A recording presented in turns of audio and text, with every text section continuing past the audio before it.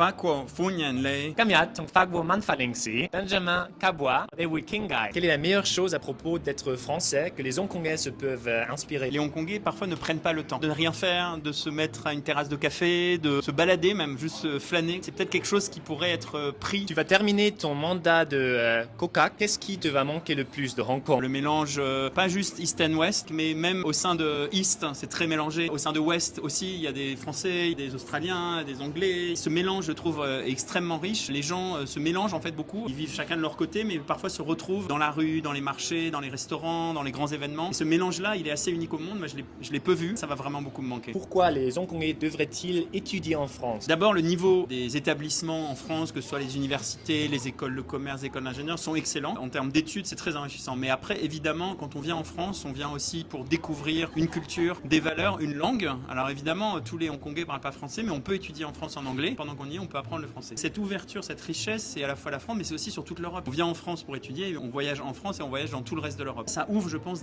énormément en termes d'ouverture d'esprit. Je peux qu'inviter ces Hongkongais à venir nous voir, à venir étudier, à rester, à faire du tourisme également. Quelle a été ton expérience d'échange culturel préférée pendant ton temps à Hong Kong? Tout ce qu'on a pu faire dans le cadre du French May, ces dernières années, on a beaucoup essayé de faire des échanges culturels. Il y a un projet qui nous a beaucoup tenu à cœur, c'était une résidence de théâtre. Un metteur en scène français et un metteur en scène hongkongais sont venus tous les deux en France et après tous les deux à Hong Kong et ils ont chacun écrit une pièce sur Hong Kong et sur la France. Cet échange a été extrêmement riche pour nous tous. Y a-t-il des événements culturels français à Hong Kong que les Hongkongais ne devraient pas rater? Là, on va avoir à la fin de l'année le festival du film français. Chaque année, c'est vraiment l'occasion de découvrir les tout derniers films français. C'est ceux de l'année. Parfois, c'est des premières mondiales. Ils sortent d'abord à Hong Kong avant la France. Et c'est une occasion de découvrir des films. Et on a souvent des acteurs qui viennent, des réalisateurs aussi qui viennent participer, rencontrer le public, faire des interviews. Pour quelqu'un qui aime la culture française, on se plonge pendant 3 semaines dans le cinéma français et on redécouvre tous les acteurs qu'on aime. Donc ça, vraiment, c'est tous les ans à ne pas rater. Le French May. L'année prochaine encore, ce sera entre 60 et 100 événements. Dans tous les domaines, il y aura beaucoup de choses à voir. J'ai passé 4 ans à Hong Kong. Je pars dans quelques jours. Je suis content de pouvoir discuter un peu et de parler de Hong Kong et de la culture française. Quel est ta côté préféré de la culture française? Common Bang.